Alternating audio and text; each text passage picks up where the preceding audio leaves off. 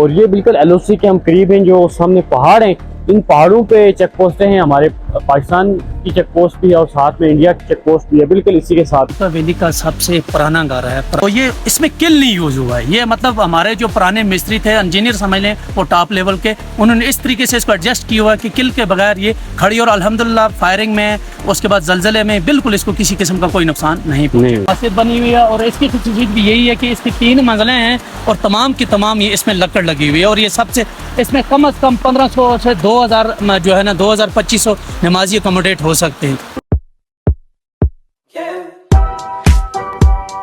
अस्सलाम वालेकुम। आज के इस ट्रैवल व्लॉग में मैं आपको खुशामदीद कहता हूँ और आज का मेरा सफ़र लीपा वैली की जानिब है। इस व्लॉग में आपको लीपा वैली के मुतालिक तमाम तरह इन्फॉर्मेशन मिलेंगी, जिसमें लीपा वैली तक की रोड, वहाँ के होटल्स के रूम, रेंट्स, इसके अलावा वहाँ की तमाम तरह जो टूरिस्ट अट्रैक्शन है उस हवाले से आपको इस व्लॉग में आगाह किया जाएगा। अगर आप लोग इस्लामाबाद से लीपा वैली का सफ़र कर रहे हैं तो इस्लामाबाद से लीपा वैली तक का डिस्टेंस 224 किलोमीटर है और जो रास्ता आप इस्तेमाल करेंगे वो होगा मरी, कोहाला, मुजफ्फराबाद और वहाँ से लीपा वैली। तो मैंने अपने सफ़र का आगाज़ किया है कोहाला से। अभी हम लोग मुजफ्फराबाद की जानिब जा रहे हैं। कोहाला से मुजफ्फराबाद का सफ़र 40 किलोमीटर है और मुजफ्फराबाद से लीपा वैली तक का डिस्टेंस 90 किलोमीटर है। मुजफ्फराबाद पहुंचने के बाद आप गड़ी दुपट्टा की तरफ सफ़र करेंगे जो तकरीबन 20 किलोमीटर है और वहां से आप ज़िला झेलम वैली की तरफ अपने सफ़र का आगाज़ करेंगे। झेलम वैली के बाद आप सरा जाएंगे। सरा से आप लेफ़्ट साइड की जानिब जाएंगे जो रास्ता जाता है हटियाँ बाला की तरफ और हटियाँ बाला से होते हुए आप लोग जाएंगे दाऊखंड टॉप पे। Welcome back. हम इस वक्त लीपा वैली के सफ़र पे हैं और हम अभी पहुंचे हैं जी हटियाँ बाला से थोड़ा हम आगे आए। बारिश रास्ते में हुई है तो ये आप यहाँ पे सीन्स चेक करें जी। यहाँ के क्या ही खूबसूरत सीन हैं, बड़े बड़े जो पहाड़ हैं और बारिश हुई है और बारिश के बाद जो नाले हैं उनमें तुग़यानी आई हुई है। बहरहाल हम देख के और सफ़र कर रहे हैं आहिस्ता आहिस्ता अपनी मंजिल की तरफ गामज़न हैं। हम चाहते हैं कि हम आज लीपा पहुँच जाएँ ताकि सुबह हम लीपा को एक्सप्लोर कर सकें। और ये कुछ यहाँ के सीन्स हैं, गाड़ियाँ भी चल रही हैं तो इसलिए हम थोड़ा रिलैक्स होकर हम भी लीपा की तरफ निकल रहे हैं। बहरहाल बारिश की सूरत में आपको रुकना चाहिए और आगे नहीं जाना चाहिए। हटियाँ बाला तक हमने इन नज़ारों को खूब इंजॉय किया और उसके बाद अंधेरा पड़ने पर हमने इन नज़ारों को पीछे छोड़ते हुए हम लोग लीपा वैली की जानिब बढ़ रहे हैं। लीपा वैली दाऊखंड टॉप से आप लीपा वैली के लिए जाते हैं तो आपको ये ज़िगज़ैग और ख़ूबसूरत रोड मिलती है जिसे आप इजीली अपना सफ़र कंटिन्यू कर सकते हैं। फाइनली रात का सफ़र कंटिन्यू करते हुए हम लोग 9 बजे लीपा वैली में इंटर हो चुके हैं और अब हम लोगों ने रेस्ट करनी और सुबह के नज़ारे आपके साथ शेयर करने हैं। अस्सलाम वालेकुम, कैसे हैं आप लोग? उम्मीद है कि आप लोग खैरियत से होंगे। लीपा वैली में मैं आपको खुशामदीद कहता हूँ आज के इस व्लॉग में। और इस वक्त सुबह का टाइम है, तकरीबन 5:30 हो चुके हैं और सवेरे उठ के मैंने कहा कि ये सुबह का जो व्यू है वो कैप्चर करना है यहाँ से और जो मौसम की सूरत हाल है वो आपके साथ शेयर करता हूँ। और ये आप इस तरफ देखें, बिल्कुल साफ़ मौसम है और जो चावल की फसल है वो भी तैयार हो रही है। तो अभी कुछ देर में यहाँ पे धूप निकलेगी और धूप निकलने के बाद जो नज़ारे होंगे वो क्या ही कमाल के होंगे। तो जब भी आप कहीं किसी भी जगह टूरिस्ट प्लेस या टूरिस्ट अट्रैक्शन में जाते हैं तो आप ये कोशिश करें कि वहाँ आप सवेरे उठें, रात का अपना सफ़र करें मुकम्मल और अपनी जो नींद है उसको पूरी करें। अभी हम देखें रात को सोए थे और अभी फ्रेश हम उठे हैं। सुबह तकरीबन 4 बजे हम लोग उठ गए थे। तो सवेरे सवेरे हम आपको ये दिखाएंगे। इस तरफ ये लीपा वैली के जो अखरोट के दरख्त हैं, यहाँ का अखरोट भी बहुत मशहूर होता है। और मैं चूँकि फ़र्स्ट टाइम आया हूँ इस वक्त लीपा वैली, तो जितनी भी चीज़ें हैं यहाँ के जो टूरिस्ट स्पॉट्स हैं वो मैं आपको दिखाऊंगा।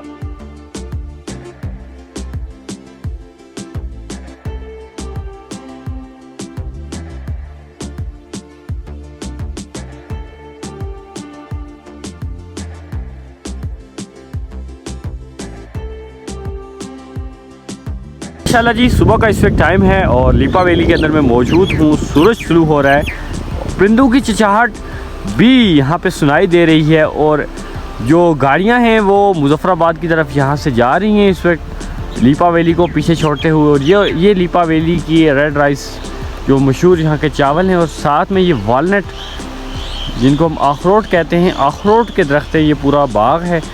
तो ये कुछ लीपा वैली के नज़ारे हैं। तो लीपा वैली के अंदर आने के लिए आप किसी भी गाड़ी में आ सकते हैं। ये लीपा वैली का आखिरी विलेज है नो कोट और यहाँ पे हर गाड़ी आ सकती है। अगर नीचे आप देखें तो ये नीचे मेहरान खड़ी है, मैं ज़रा आपको जूम करके दिखा देता हूँ। ये देखें तो मेहरान भी यहाँ पे आती है। और हम लोग चूँकि बाइक पे आए हैं तो आप कोई भी बाइक लेके लीपा वैली के अंदर आ सकते हैं। आजकल की अपडेट ये है कि मौसम भी अच्छा है, यहाँ पे बारिशें हो रही हैं लेकिन कम हो रही हैं, आप इजीली यहाँ पे आ सकते हैं। अच्छा, आप किसी भी टूरिस्ट अट्रैक्शन में जाते हैं, आप कहीं घूमने फिरने जाते हैं तो आप सुबह सवेरे उठा करें, और ताकि आप जो सूरज की किरणें पड़ने से पहले आप उठेंगे ना तो आपको जो नज़ारे मिलेंगे ना वो बहुत ही कमाल के मिलेंगे। ये है यादगार शुदा लीपा वैली के जो शुदा हैं, यहाँ पे उनका नाम भी लिखा है। वेलकम बैक जी, उम्मीद है कि आप लोग खैरियत से होंगे। आज का व्लॉग हम शुरू करते हैं। इससे पहले मैंने आपको सुबह के नज़ारे दिखाए हैं और अभी हम लोग नाश्ता करेंगे, और नाश्ता करने के बाद हम लोग जो लीपा वैली की मेन अट्रैक्शंस हैं उनको देखने जाएंगे। बैकग्राउंड पे आप देख सकते हैं मेरा बाइक गेस्ट हाउस के बिल्कुल साथ है, और इस गेस्ट हाउस का नाम है अहमद व्यू गेस्ट हाउस लीपा वैली नौकोट। और यहाँ पे आप लोग आके स्टे कर सकते हैं, अच्छा गेस्ट हाउस है। बाकी जो जितनी भी चीज़ें हैं वो मैं व्लॉग के आखिर में आपको बताऊँगा कि यहाँ पर कैसी फैसिलिटीज़ हैं और रूम्स कैसे हैं, ये सारी चीज़ें, और किराए यहाँ पे किस तरह के हैं, वो सारी चीज़ें हम आपको लास्ट में दिखाएंगे। और अभी हम चलते हैं जी आगे की तरफ। आइए जी, हम आपको ज़रा नज़ारा दिखाते हैं बाहर का। ये एक होटल पे हम लोग मौजूद हैं, और ये देखें ये लकड़ी का होटल बना हुआ है सारा, नीचे भी लकड़ी है, ऊपर भी और साइडों पे भी लकड़ी लगी हुई है। और ये है चावल की वो फसल, इधर ही बैठ के हम लोग अभी नाश्ता करेंगे।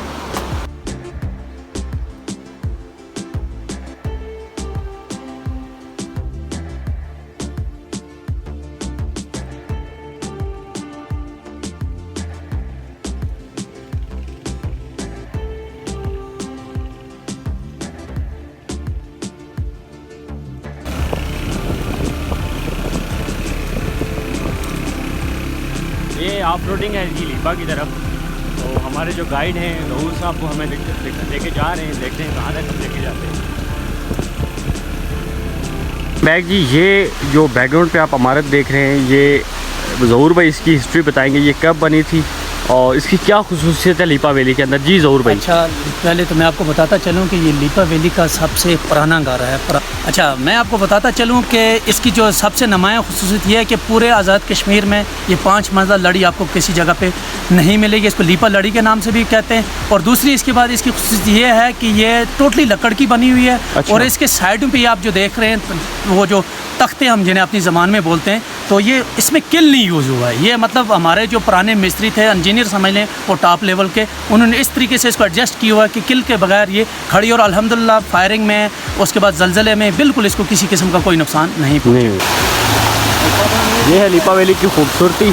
और ये एक मस्जिद यहाँ पे हमने देखी है लकड़ी की। तो जी ज़हूर साहब, इस के बारे में आप क्या कहेंगे इस मस्जिद के हवाले से? बिस्मिल्लाहिर्रहमानिर्रहीम। आपको बताता चलूँ कि ये मस्जिद जो है ये जामे मस्जिद कर्नल हक नवाज़ कियानी, जो 72 में कर्नल हक नवाज़ कियानी साहब शहीद हुए थे इधर हमारे नकोट में, तो उनके नाम पे ये मस्जिद बनी हुई है। और इसकी खुसूसियत भी यही है कि इसकी 3 मंजिलें हैं और तमाम की तमाम ये इसमें लकड़ लगी हुई है। और ये सबसे इसमें कम से कम 1500 से 2000 जो है ना 2000-2500 नमाजी अकोमोडेट हो सकते हैं। इतनी बड़ी है एक टाइम में। ये इस गाँव भी सबसे बड़ा गाँव है वादी का, और ये मस्जिद सबसे कदीमी मस्जिद है। और ये आपके सामने आप इसको देख सकते हैं। बैग जी, हम इस वक्त चनिया पार्क में आ चुके हैं, और ये पार्क बड़ा अच्छा है। नेचर यहाँ पे जो कुदरती खूबसूरती है वो बहुत हसीन व जमील यहाँ के मंज़र हैं। और ये देखें जी, पार्क को यहाँ पे छोटे बड़े सब इंजॉय कर रहे हैं, ये देखें। लेकिन ये यहाँ पे जो टूरिस्ट आते हैं उनसे मेरी गुजारिश है कि जब भी आप लोग यहाँ पे आते हैं तो कम से कम जो कचरा है वो यहाँ पे मत फैलाया करें। इस तरफ हमने देखा हुआ है कि ये देखें अच्छा खासा यहाँ पे कचरा उन्होंने फेंका हुआ है। तो टूरिस्ट हज़ार से गुजारिश है कि यहाँ पे डस्टबिन वगैरह नस्ब है, तो आप वो देखें, ये सामने डस्टबिन ये देखें ये, और ये खाली पड़ी है। तो लोग जो कूड़ा क्रिकेट है वो वैसे ही फेंक के चले जाते हैं। मेरी टूरिस्ट से गुजारिश है कि यार आप लोग इन इतनी खूबसूरत जगहों पे आते हैं, इतने पैसे खर्च करते हैं, इतनी मुश्किलात सहते हैं, और फिर आखिर में आप लोग इन एरियाज़ को गंदा करके चले जाते हैं, तो क्या फ़ायदा हुआ आपके घूमने फिरने का। तो इस चीज़ पे आप लोग ज़रूर इस चीज़ का ख्याल रखें। और आपको अभी हमने दिखा, तो ये नाला कौन सा है जी ज़हूर साहब? ये काजीनाग। काजीनाग, अच्छा अच्छा, ये काजीनाग का नाला है जी। और इससे आगे कौन सा एरिया है? बस ये चनिया पार्क का है। चनिया पार्क, ठीक है। ये आपको मैं इस नाले की खास बात बताऊं कि ये जो नाला है बेसिकली ये आता है मकबूजा कश्मीर से, वेरी नाग से ये नाला आता है। और इस वक्त मैं आज़ाद कश्मीर में खड़ा हूँ और आज़ाद कश्मीर से होके अब ये जाएगा दोबारा मकबूजा कश्मीर के अंदर। और ये बेसिकली जो एरिया है ये है चनिया पार्क और यहाँ से होते हुए मकबूजा कश्मीर में जाएगा और फिर वहाँ से आज़ाद कश्मीर में जाता है और फिर ये जाके मिलता है लोसेरी डैम में। ये इस खूबसूरत नाले का आप व्यू देख सकते हैं। यहाँ पे भी बिहार के दरख्त हैं और ये जो एक बड़ा नाला है, जब सैलाब आता है तो ये सारा एरिया भर जाता है इस तरफ से लेके। वो 2010 में जो सैलाब आया था उसमें ये एरिया बिल्कुल, ये सारे जो दरख्त टेढ़े हुए हैं ये उसी सैलाब की जिद में आए थे। ये पार्क है जी, यहाँ बच्चे भी आके एंजॉय करते हैं, इस पार्क में खेलते हैं जी। और साथ में ये बिहार के दरख्त हैं इस तरफ, ये सारा जो जंगल है। और ये बिल्कुल LOC के हम करीब हैं, जो सामने पहाड़ हैं, इन पहाड़ों पे चेक पोस्टें हैं, हमारे पाकिस्तान की चेक पोस्ट भी है और साथ में इंडिया की चेक पोस्ट भी है बिल्कुल इसी के साथ। वेलकम बैक जी। ये हमें यहाँ पे छोटे छोटे बच्चे मिले हैं जो पार्क में एंजॉय कर रहे हैं। आइए इनसे भी कुछ बातचीत करते हैं। यहाँ की ज़ुबान कैसी है, बच्चे जो हैं ये क्या क्या करते हैं, पढ़ते हैं, खेल भी रहे हैं, यहाँ पे छुट्टियाँ हैं, कुछ थोड़ा बहुत इनसे भी पूछते हैं। कैसे हैं आप, ठीक हैं? ठीक। क्या नाम है आपका? दाइम। दाइम, क्या करते हो, स्कूल में जाते हो? कौन सी क्लास में? 2 में। आपका क्या नाम है? अमरुल इस्लाम। तो आप कौन सी क्लास में? 3 में। तो आज छुट्टियां हैं आजकल? जी। कितनी छुट्टियां हैं? अभी हफ्ता बाद छुट्टी होती है। अच्छा, हफ्ता बाद छुट्टी होती है। टीचर्स मारते हैं? काम ना करें तो मारते हैं या नहीं मारते होते? अच्छा, मारते हैं।